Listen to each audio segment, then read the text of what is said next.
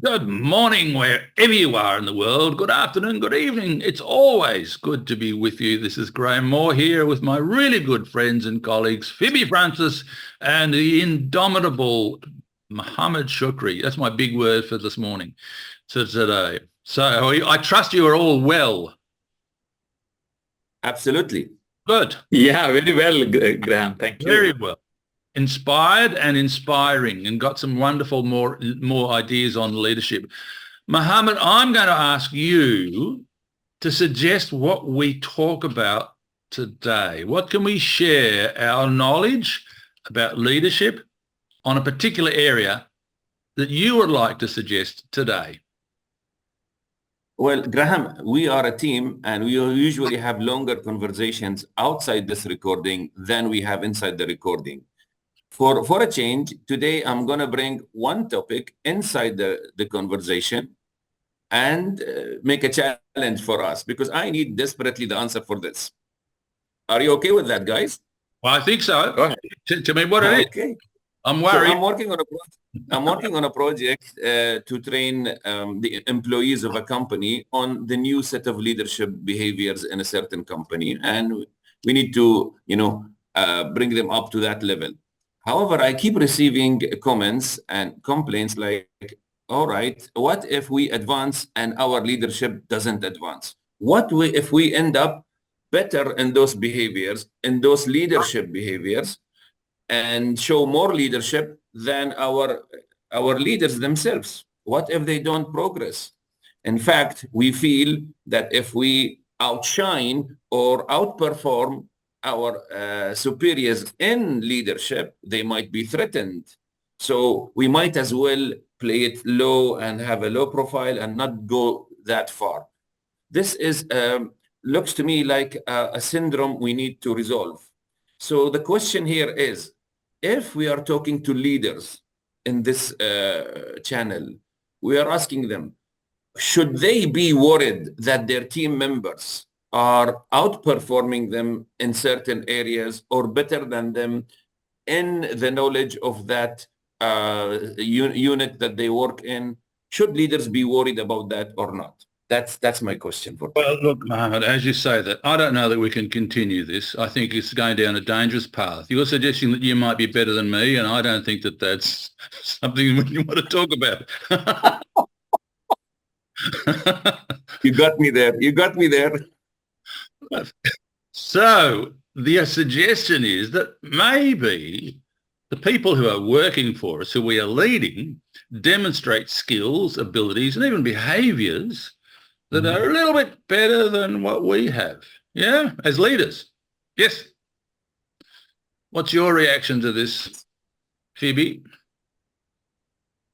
Yeah, I think this is interesting because you as a leader should be proud that your team members are doing better. And what happens in this process is, I think you are taking good care of them and you don't need to be worried about that, because when your team members perform well, it is you as a team together. So as we call the word, together everyone achieves more. So as a leader, you should be comfortable with the difference and diverse skill sets the team have and what inputs and ideas. Now it is only about how can I nurture them more? As we always say, Graham, leaders create more leaders. Absolutely.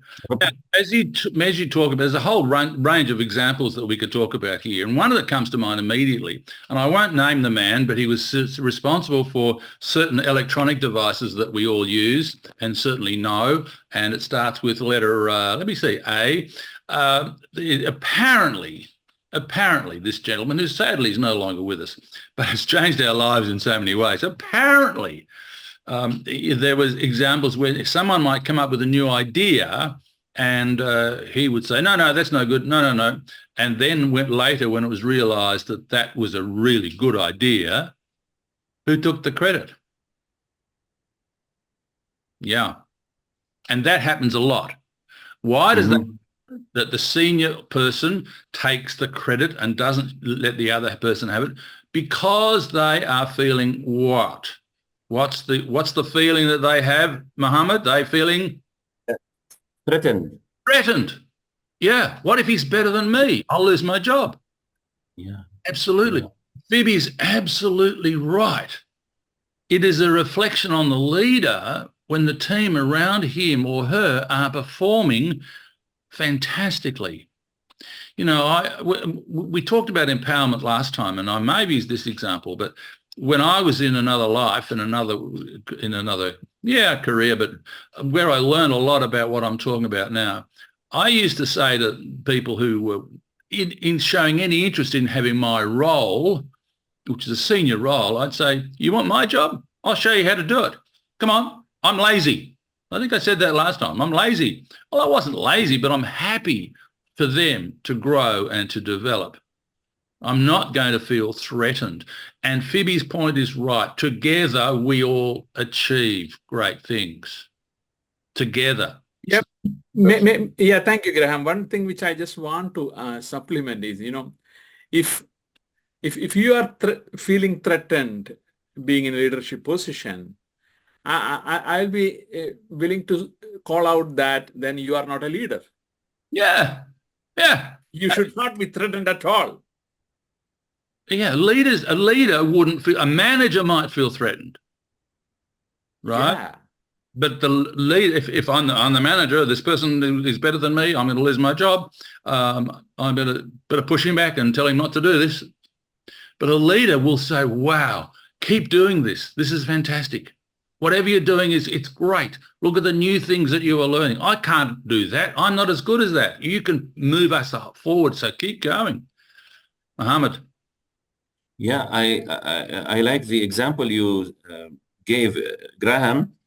One of the symptoms of this syndrome is that people are afraid to suggest ideas because they fear that their ideas will end up in the desk of their leader, their manager, who will present it as it is his, or at least claim half of the credit, although he has done nothing. All right? Yeah. And that means your team is going to become weaker. Your unit performance is going to go down because you have just suffocated the innovation in that team. So who's going to lose here? You should be afraid of your performance going down as a person accountable and responsible, than be afraid of people coming up with innovative ideas, which you can actually invest in and celebrate with your team. Mohammed, I want to insert one word as well as one that you used. You said suffer their innovation. You will, suffocate their innovation. You'll suffocate their motivation. Why would I come up with a new idea? Why would I try and excel if it's going to be pushed down? Certainly if it's not going to be recognized, but if it's going to be pushed down and if he or she is going to take the credit. If he is feeling threatened by me, why would I do it? So I'll just keep plodding along, bump, bump, bump, getting paid. That's it. I think let's imagine together. Let's take a step higher. Let's go up to the boardroom. The boardroom is watching you as a manager or a leader, all right? And if they see you, not performing well, your team is not performing, versus if they see your team is doing very well and you're meeting the targets and, you know, progressing well, they might as well keep you actually there, if not promote you. But if you see do not perform, what you are afraid will be doubled actually, if not quadruple. And they will say, he's not managing his unit very well. You know what? We shouldn't keep him there. It was a mistake to put him as a leader, blah, blah, blah, blah, blah. Yeah. So which one should you be afraid of more as a leader? So empowering your team or not empowering your team?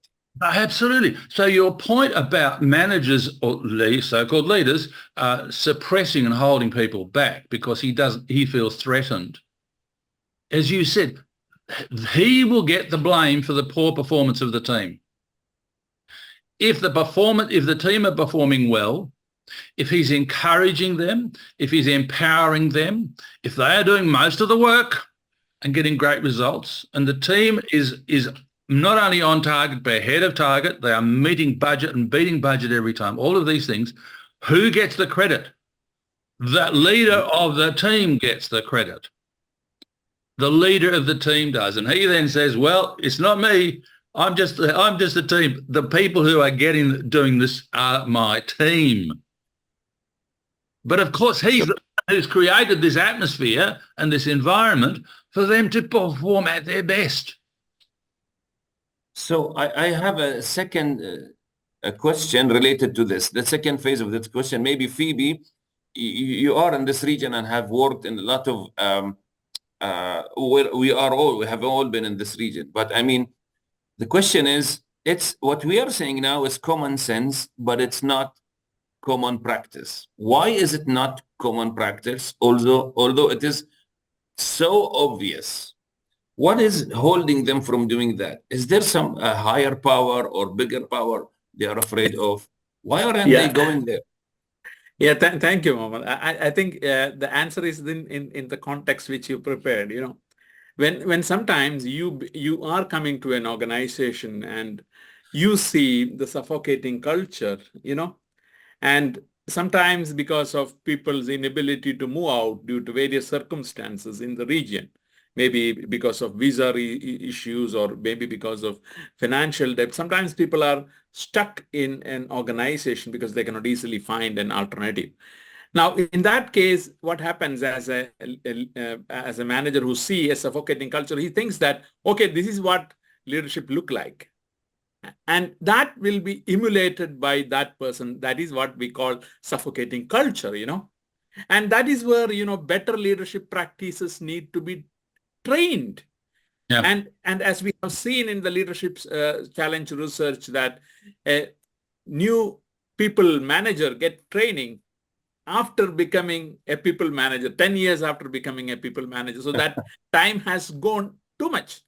And this is where organizations have to help, especially senior leadership have to invest time and energy in developing high potential leaders or people managers in such a fashion that what kind of leadership I want, what kind of culture I want, you know. The word, imagine that when people are all suffocated in the team, their next objective is how can I escape from this suffocating culture? And this is where the leader have to understand that I will be always creating suffocating culture for all the people who are coming in. And there is where the innovation gets suffocated again. Growth gets suffocated again. And profitability gets suffocated again. Yeah. Let me give you two quick examples. I'm helping a woman at the moment, kind of coaching her. I've known her for a long time. And she's working directly with a manager. It's a very small, it's a single person. You know, it's a woman who has her own business and she's employing my friend. And there are some issues. And so my friend has been given, unfortunately, and without the real justification, been given notice. She's kind of happy with that because it was not easy working with this woman who runs the company, a small company, just the two of them. But my friend happened to say that there's been a track record of people who have worked with her in the past. Now, if that indicates that there has been a turnover of staff, what does it say about this woman's leadership skills? Not a lot. So she may, I think that she's feeling threatened by what my friend has been achieving.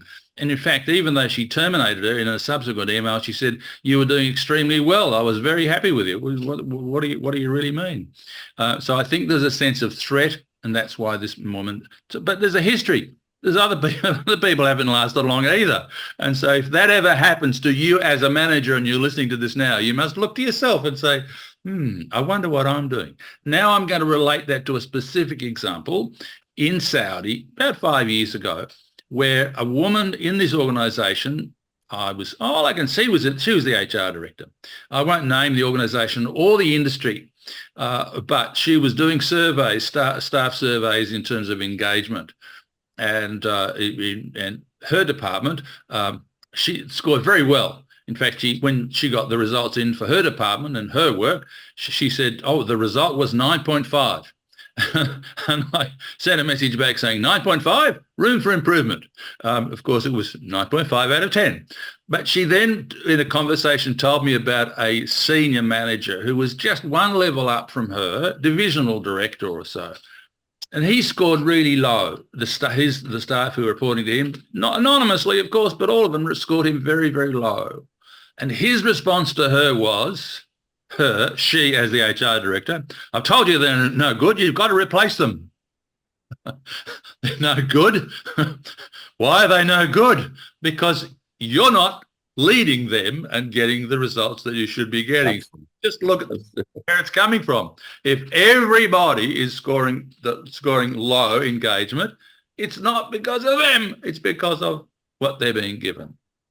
So leaders who create great results, who are not fearful about how well people are doing at all, who encourage them, who want them to develop.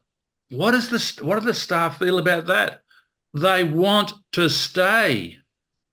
They want to be given the opportunity to push their own barriers and achieve more, because they get that satisfaction when they finish at the end of the day and they say, wow, look what I achieved today. I'm so pleased. Rather than just ticking boxes, doing the things that they are supposed to in a boring kind of context do. They're pushing their boundaries and they're being encouraged by their leader manager, rather than a manager who says, no, just do your job. Don't do this. Come on. And who holds them back. Mohammed. Yeah. One more point before, we always talk about organizational values. And I'm sure no organization have a value that we will suffocate our employees. So I will ask you want to add a new value to your existing value, that is suffocate my team. So I think that thought process has to be brought in order to create a culture where our values are aligned. And otherwise we call it leadership cost. As a leader, I am creating cost in my organization. Yeah. Cost of attrition, but the other cost of hiring, I can make cost of training. The values must be lived, as we keep saying. And the values that are on the company's website, we are a family, you've got to live the value at all levels, right? If the manager is suppressing his team and not encouraging them, what kind of family is that, right? And it might be on the website as to how we value our employees. So the old statement going way back, that our employees are our greatest asset, well, we've challenged that before. It's not entirely true, because they could all be the wrong people in the wrong job. But to help make them the most valuable asset, the leader has to encourage them and develop them. Mohammed? Yeah, I think at the end, we need, after making this really crystal clear, that there is no threat, in fact, and it's all in your mind. And the opposite is true.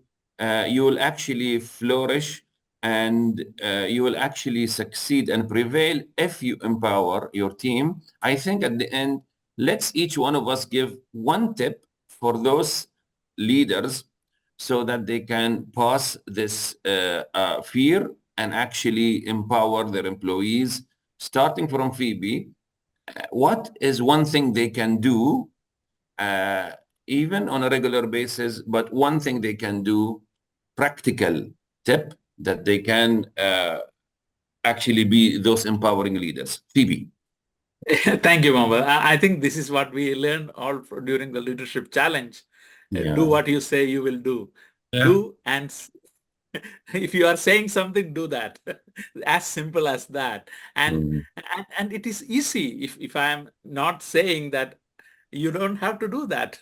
So I say that, walk the talk. Do what you say you will do. Make leadership to be practiced much more easier. Absolutely. Thank you very much, Graham. Okay, just one. A whole range of them going through my mind. Here's one right now. If you are a manager, leader, you have a responsibility for the area that you're looking after to perform well, correct? That responsibility is going to be delivered not by you, but by the people in your team. So believe in them, trust them, empower them, and don't feel threatened. Absolutely beautiful. I would suggest something for the top leadership of the company, because I saw this happening in my previous company. And when the top leader actually lives those values and imposes those values on his other managers, it will work. I'll give an example. The CEO of the company entered a workshop where there was a superintendent in the workshop. He said, "Oh, welcome, Mr. So-and-so. Come on in." He was happy that he paid a visit to his workshop, and the CEO wouldn't enter the workshop. I said, "No, I won't." "Why not?" He said, "Didn't you forget something?" "Forgot what?" "You should give me a mini safety induction before I enter a place which is hazardous. And you didn't. This is the rule in the company." "But you are the CEO," he said. "You are the CEO." "Doesn't matter if I'm the CEO. All of us should live." What do you think that superintendent did? He told me the story. He said, "I've never seen a leader like this." Because if you turn the blind eye as the top leader, what happens to the other leaders? They will actually go back and be the threatening, suffocating leaders, unless you make it a point that everyone should live that. So this is an extra point for those at the top. Graham. Leaders at all levels must live their values. And clearly the leader here, this top man at the top of the organisation, was absolutely living his values. No excuse. And he was Australian. Well, that surprises me.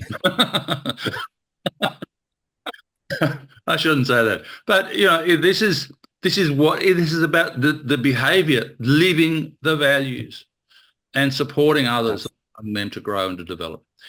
Mohammed, I want to say thank you for bringing this topic to the table today, well, to the Zoom call, so that we could share our thoughts and our ideas and enable others to share and listen to what we're saying. And we would, I know, be really open to have people who are listening to this now email us and say, "I disagree," or "This is my point of view," or "Can I come on and talk with you as well?" There you are. The email address is on the site for our YouTube channel. So we want to talk. We want you to talk to us, don't we, gentlemen? Of course. Yeah. And I want to thank you both, because I had this question going in my mind. And since I'm going through this project, I needed a bigger, more complete answer, and I got it today. Thank you both. Thank you. Always, you're welcome. Always a pleasure. And we will be back together next week, same time, for another rigorous discussion on our favourite topic, leadership. Thank you, gentlemen. Have a great week. Thank you. See you. Thank you. Thank you.